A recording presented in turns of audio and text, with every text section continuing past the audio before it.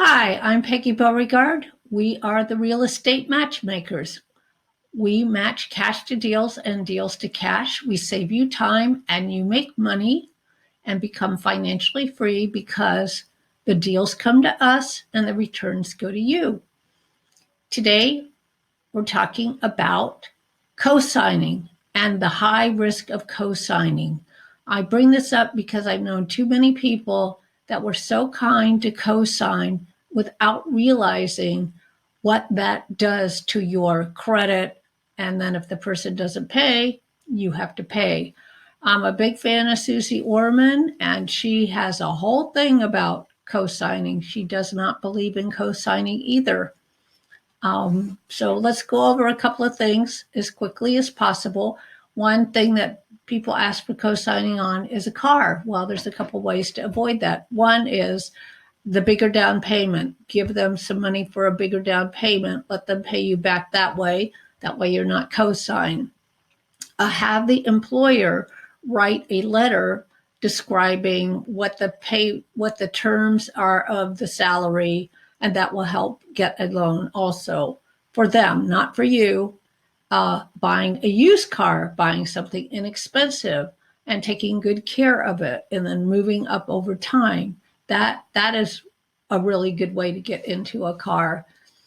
And if you do ever decide that you will co-sign, make sure that you're also on title, because you need to have the same rights as the person that's driving the car. So you're on title, they're on title, you're on the loan, they're on the loan. That way you could take the title and you could sell the car and get out of that loan. Borrowing for education. Uh, there's a lot of loans out there, and there's a lot of ways to avoid that. Number one, don't ever do a private student loan. They are not guaranteed. They are high interest rates. They start accumulating immediately. If you have to borrow money, do the government loans, because all of us get to help pay for that when that goes belly up. Of course, my attitude is start a savings account when the kids are born, or before, when you want to have children, you start a savings account. And when you get that money invested as soon as possible, that will bring you double-digit returns or growth or whatever, because you've got 18 years. 18 years, you could almost have $1 million in 18 years on a couple $100 a month put away. People don't think about that. Anyway, that's one way. And then understand that almost every college has scholarships that are available. Junior colleges are less expensive. You could go to a lot of the service clubs in your town, and a lot of them have small scholarships, maybe $1,000, maybe a little bit more, but go to all the civic clubs. So there's usually one called Civic, there's Alliance, there's Rotary, there's Kiwanis. I can't even think of all the number of, but there's lots and lots and lots of service clubs.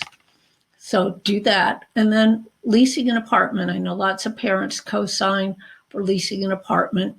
That doesn't usually go on the credit report. However, if payment's not made by your child, you are obligated to make that payment. So be very careful about what you decide you're going to co-sign on, and really think about who, what, where, why, when, to avoid being a co-signer, and look at the alternates. And if you want to have a discussion about that, please send me an email. Thank you.